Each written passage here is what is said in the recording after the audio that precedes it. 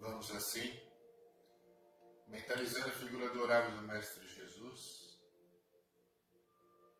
sentindo que do alto do céu vão ser emanadas energias renovadoras que irá nos recuperando fisicamente e mentalmente. Energias essas que nos dão força, ânimo e coragem para a nossa jornada evolutiva.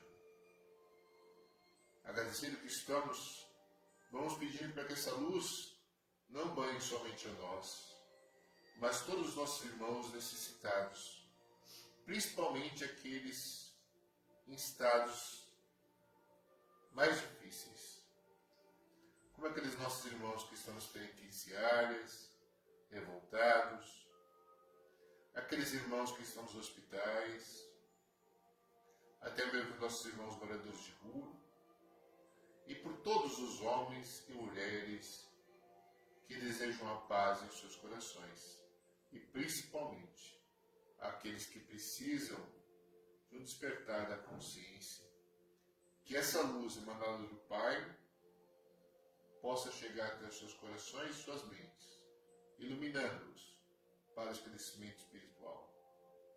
E dessa forma, agradecidos que estamos, vamos agradecer o pão, a água, a proteção de um teto que nos protege do frio, do vento e da chuva, agradecendo a nossa família, agradecer a existência dos nossos amigos e também, por que não dizer, dos nossos inimigos.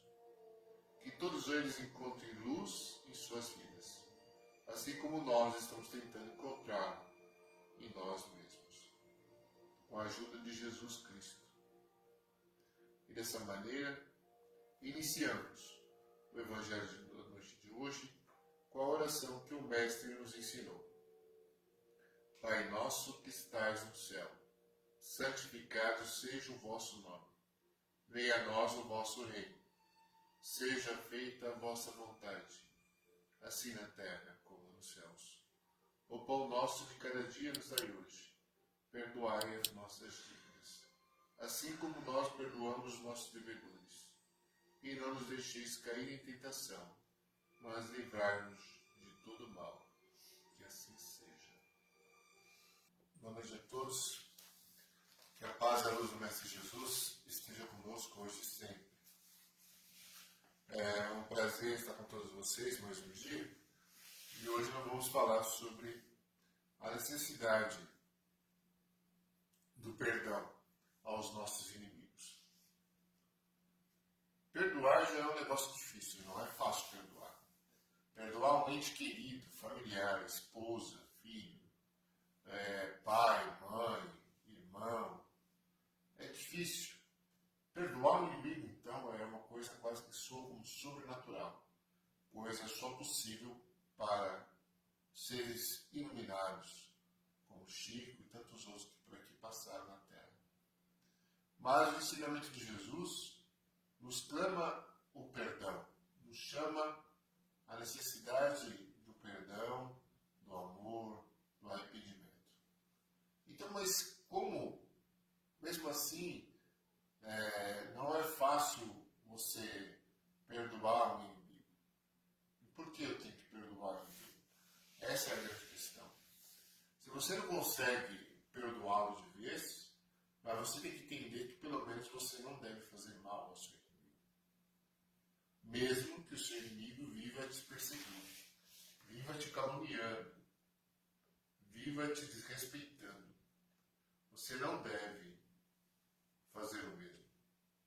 Lógico, se sua vida estiver em perigo, você tem todo o direito de se defender, defender a sua existência. Isso é profundamente natural. Agora, outra coisa é você planejar vingança de uma maneira sórdida e doentia, como a maioria das pessoas fazem. Você deve agir segundo o Jesus nos ensinou. Mas é lógico que é, para nós, uma coisa muito distante, muito difícil. Mas a gente tem que fazer como se faz um dependente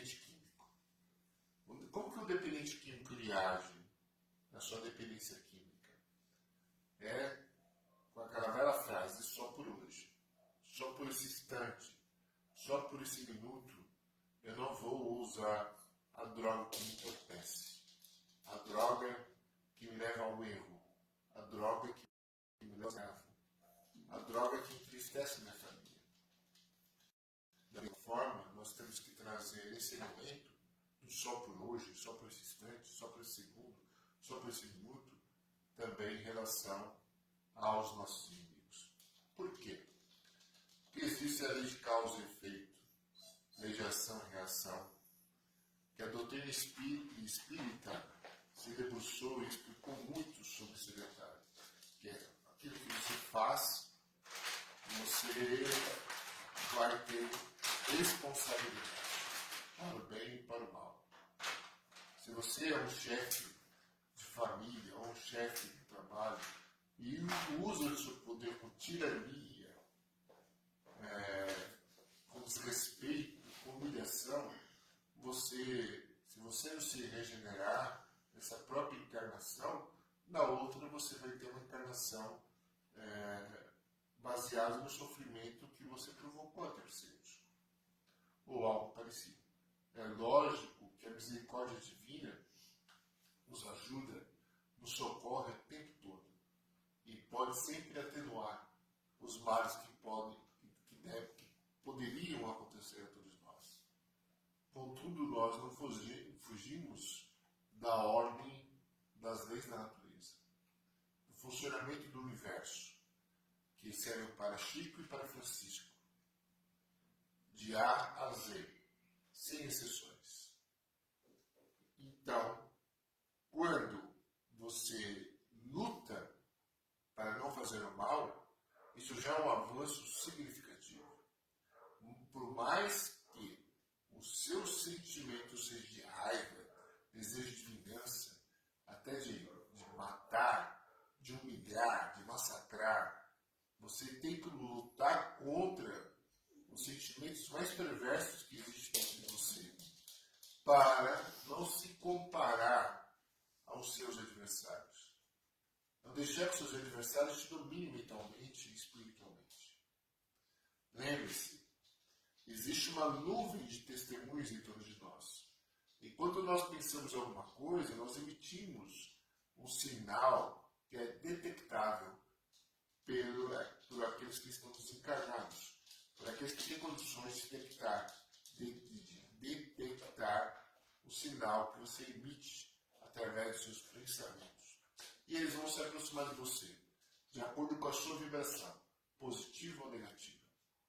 E se você se prende ao ódio, você vai trazer uma nuvem de testemunhas ligada ao desejo de vingança e do ódio também. Muitos deles podem ser mesmo os seus obsessores, que querem que você erre, que você provoque algum erro para se prejudicar. Então, por isso, é uma luta constante entre os instintos mais perversos para ir na busca do sentimento de iluminação espiritual maior. E nessa luta, nós estamos lá, né? Fazemos parte dessa luta. E nós devemos sempre procurar nos agarrar a alguma coisa que impeça a cometer o erro. Erro para terceiros ou para nós mesmos, no qual sempre temos consequências a receber pelos atos cometidos. E para isso eu vou lembrar de uma história que está escrito num livro chamado Lindos Casos de Chico Xavier, no qual eu recomendo bastante. Tinha um homem lá em Uberaba, se eu não me engano em Uberaba, em que tinha um desejo de vingança. E ele ia toda semana lá no trabalho do Chico, da casa do Chico, e confessou ao Chico que queria matar um cidadão que deu um prejuízo dele. E ele tinha esse desejo ardente de matar, de se vingar, de maltratar, de humilhar aquele que tinha lhe provocado mal. E chegava lá na casa do Chico desesperado, sedento, e procurava ter compulsões combustível suficiente de amor, de compaixão, pelo menos de sossego espiritual, para não cometer o ato tão inculcado em sua cabeça. E assim ele ia, semana em semana, saía de lá satisfeito, equilibrado, agradecia a Chico Xavier e continuava sua vida. Mas sempre com desejo ardente. Até que o tempo foi passado o tempo, as coisas foram se acalmando. Ele sentiu o desejo de vingança, mas não era tão presente como era antigamente. A ponto mesmo de chegar a desejar até o bem, por conhecer a lei de causa e efeito, sabendo que, se ele provocasse algum mal para aquele espírito endividado para consigo, ele teria consequências pesadíssimas na sua jornada evolutiva. Entendendo isso, ele evita a todo instante. Chega até mesmo a orar por esse sujeito. Até que um dia recebe a notícia. A notícia de que o seu antigo inimigo tinha desencarnado por um assassinato cometido por uma outra pessoa. Alguém que provavelmente esse inimigo teria passado para trás também. E esse rapaz que matou o antigo inimigo do outro, ele não se sentiu equilibrado o suficiente para cometer o erro de provocar o desencarne. E esse fala para o Chico que o seu inimigo tinha desencarnado. E por que ele conseguiu segurar tanto tempo assim? É que Deus foi lá e tirou o livre-arbítrio dele e falou: não, você não vai cometer esse erro, porque eu não quero. Deus não quer que a gente cometa erro nenhum. Que não venhamos a contrariar suas leis. Contudo, nós temos o livre-arbítrio para fazermos o que quisermos, o que tiver ao nosso alcance. E o rapaz poderia ter matado o seu antigo inimigo. Mas o matou porque buscou o equilíbrio, buscou ajuda espiritual. Exatamente como muitos dependentes químicos fazem. Que é aquela velha frase: só por hoje. Só por esse instante eu não vou responder. Só por esse instante eu não vou baixar no mesmo tom vibratório para não provocar briga nem desavença. E isso é uma regra que podemos praticar no nosso dia a dia. E podemos aprender com os dependentes químicos que vivem sempre na luta para se manter sóbrio e tem como uma ferramenta boa, pesada, firme, que lhe sustenta no dia a dia, é a oração da serenidade. Então vamos fazer essa oração como forma de término e de equilíbrio espiritual. Senhor, concedei-me a serenidade para aceitar as coisas que não posso modificar, coragem para modificar aquelas que posso e sabedoria para perceber a diferença. Só por hoje. Só por hoje. Só por esse instante. Não caia no jogo daqueles que querem te dominar para o mal, que querem provocar o erro. Só por hoje, se mantenha em paz e equilíbrio espiritual, por mais que doa. Mantenha a sua convicção firme. Mantenha o seu cérebro funcionando no sentido do bem. Lendo livros edificantes, como os livros da doutrina espírita, estudando a Bíblia, ou até mesmo lendo outros livros que possam lhe trazer informações importantes para a sua jornada física. Sem se deixar levar pelo mundo material em excesso. Sempre procurando se conectar com as coisas do plano espiritual, no sentido mais alto, mais sublime, que é o amor de Jesus Cristo tem por todos nós. Fique na paz na luz do Mestre Jesus e lembre-se, só por hoje, só por esse instante, eu me mantenho em paz, procurando harmonia, procurando socorro espiritual para todos os males que acontecem em minha vida. Fique na paz na luz do Mestre Jesus. Mal cedido para ela. O aborto foi feito. Mas ela já perdeu muito sangue, estava branca. Aí chamaram o médico, ela não conseguia resolver. O médico veio, quando chegou já estava morta a filha dela. Então vocês vejam a situação. Vocês vejam a situação. A própria filha dela morreu nos braços dela. Vocês imaginem o que é isso? Pela prática do aborto que ela fazia, ela e as assistentes dela. Né? Então, quando ela fazia o aborto nas filhas das moças da sociedade, ela não sentia nada. Está tudo certo. Mas foi a filha dela que morreu nos braços dela. Ela sentiu tanta tristeza que ela teve uma veia rompida na cabeça. E em poucos meses ela desencarnou de tristeza, nunca tendo, portanto, nem ela nem a filha dela, morado no palacete que ela construiu com tanto dinheiro da indústria do aborto. Desencarnada, para onde que ela vai? Umbral, né? Para onde que podia ir? Umbral inferior. E na região do umbral para onde ela foi, era uma região onde ela estava em um lago de sangue. Lago de sangue, ouvindo gemidos de crianças, de bebês, que eram aqueles bebês, as centenas que ela fez o aborto. Aqueles bebês que ela fez o aborto, ela ouvia os gemidos o tempo todo, em um lago de sangue.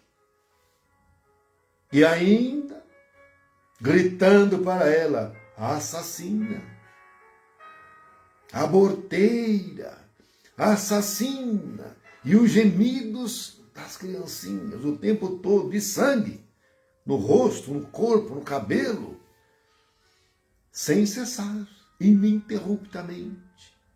Nada que ela fazia resolvia, ela não conseguia sair daquele lugar. Parecia que era um local infinito, ela não saía dali. Vocês imaginem uma cena dessas? O sofrimento dela, relata a médium desencarnada, foi inenarrável. E ela não sabe por quanto tempo também, que ela perdeu a noção do tempo. Porque era tudo escuro. Não tinha nenhuma claridade, tudo escuro. E ouvindo gemidos de criança, o tempo todo. Gente, ouvir gemido de criança, ouvir choro de criança não é fácil. Quem já foi pai e mãe, está querendo dormir, a criança chora, você tem que ir lá. E não para de chorar, já pensou? Então pense você, além do sentimento de culpa dessa médium, que era enorme, que era gigantesco, ainda ouvindo o gemido de criancinha o tempo todo, num lago de sangue, gritando ainda assassina. Vocês imaginem o grau de padecimento dessa criatura. E após um determinado período de tempo que ela não soube declinar, após muita oração e clamor e pedidos da parte dela de socorro, vieram espíritos amparadores e a resgataram daquele lago de sangue, levando-a no grupo espírita da prece, onde funcionava um hospital. Onde ela recebeu os primeiros tratamentos, no hospital, do grupo espírita da prece. O hospital na dimensão espiritual, tá, gente? O grupo espírita da prece é um centro espírita. Mas no duplo etérico, na dimensão intermediária da casa espírita, que fica entre a nossa dimensão física, a terceira dimensão, e a quarta dimensão, que é a dimensão espiritual, localizava-se um hospital aonde esse espírito veio, foi trazido. E depois de ser atendido relativamente, de acordo com o que era possível naquele momento, foi convidada pelos mentores a trazer o seu caso, à reflexão de todos, né, pela mediunidade psicofônica de Chico Xavier. Então, meus irmãos, vocês vejam que a mediunidade mal orientada, o que pode trazer de consequência. Porque o espírito já estava endividado, e muito. Por isso, veio com a experiência, para viver a experiência da pobreza e também da mediunidade de prova, de clara evidência, clara audiência e de cura. Vocês vejam bem. Para com sua mediunidade, na casa espírita, pudesse saldar, se não todo, claro, mas em parte a sua dívida ou as suas dívidas perante a justiça divina. A mediunidade de prova é uma mediunidade concedida, não pertence ao espírito endividado, não. Porque não é uma mediunidade natural, decorrente da conquista do próprio espírito, pela sua evolução. Não. Nesses casos da mediunidade de prova, o espírito não conquistou por si, mas a espiritualidade superior concede temporariamente na encarnação para o espírito avançar no pagamento, servindo a Jesus, saldar sua dívida perante a justiça divina, servindo a Deus, servindo aos homens. Porque nós pagamos o mal com o bem. O mal que nós fizemos antes, nós conseguimos quitar essa dívida, que é o mal que fizemos antes, perante a justiça divina, fazendo o bem. Porque na balança da justiça divina só tem uma moeda com a qual você consegue pagar e saldar a dívida contraída. É a moeda do bem, é só essa. Você não consegue pagar com outra moeda. Então, se antes você se endividou fazendo o mal, desequilibrando a balança da justiça divina, pendendo para o lado negativo, agora você tem a oportunidade, com a mediunidade de cura, de saldar, pagando com a moeda do bem, e é utilizando a mediunidade. Então, nós vemos como nosso exemplo maior o Chico Xavier. Porque quem é que não viveu uma experiência de pobreza tão grande quanto a do Chico? Na casa dele eu acho que eram mais de 9 irmãos. Era mais, salvo engano, era mais, 12 acho. Uma pobreza danada. E, no entanto, em nenhum momento ele pensou em pegar dinheiro, nem nada. Jamais. Nunca. Então, nosso exemplo. Para nós aqui do Brasil, depois do Cristo, é o Chico. Para mim é. Para mim é. Para mim, o maior exemplo, depois do Cristo, é o Chico. Aqui no Brasil, para mim é. Para mim é. Né? Agora, aqueles de nós que utilizamos a mediunidade, olha o caso, sem querer, eu não gosto de falar, mas o caso do João de Deus, mediunidade de cura. Estava preso aí, agora que foi solto, salvo engano. Estava preso pelo mau uso da mediunidade.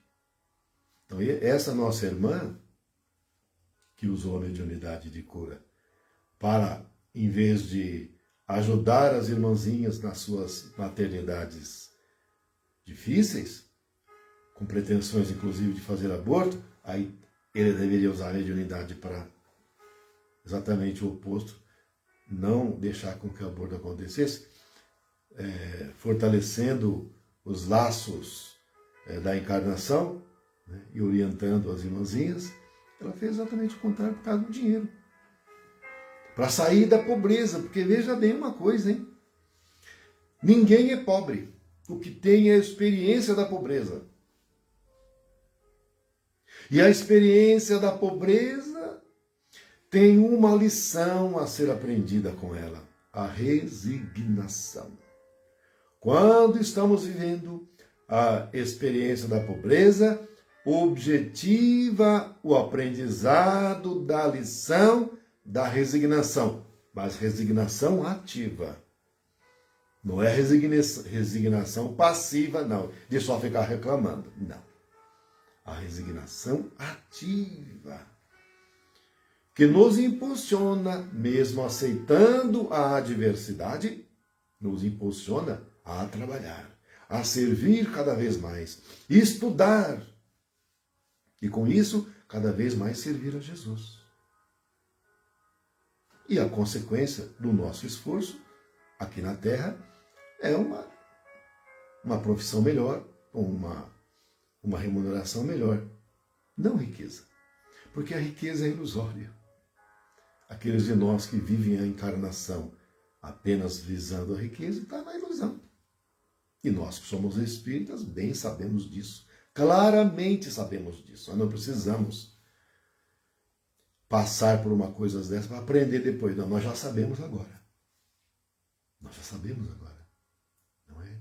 Então, o resultado do mau uso da mediunidade, visando a ilusão do dinheiro fácil, é o retardamento da evolução do espírito e graves consequências em sofrimento. E o sofrimento não é pequeno, é grande, quando poderia ser o contrário. Olha a dor que ela passou quando viu que o aborto era na própria filha dela, que morreu nos braços dela. Tinha mais isso também de sofrimento. E não é fácil. O sofrimento foi tão grande que ela sentiu tanto aquele momento que não demorou 2 meses, ela desencarnou. De dor íntima, de sofrimento íntimo. Porque tudo que ela fez levou a quê? Levou a nada. Só o sofrimento dela e prejuízos enormes para muitos, porque a dívida dela agora é gigantesca, é enorme, porque quantos abortos ela não fez? Sem conta. E depois que ela deu a sua explicação, trouxe seu caso, ela disse também, no finalzinho, que os mentores já tinham socorrido devidamente e disseram para ela, que após ela estar estabilizada, que ela iria precisar trabalhar lá na dimensão espiritual, né? Junto a lupanários ou clínicas de abortos, assistindo, orientando, intuindo aquelas irmãzinhas que lá comparecessem para fazer o aborto. E tentando intuir também as enfermeiras, aborteiras, os médicos aborteiros, para que não fizessem aquilo. E, sobretudo, dar o conforto ao espírito recém-reencarnante, cuja encarnação ia ser interrompida. Tentar confortar, amparar. E que depois de 10 anos trabalhando nesse setor de amparo, ela própria iria passar pela experiência de uma encarnação mal sucedida. Ela seria abortada.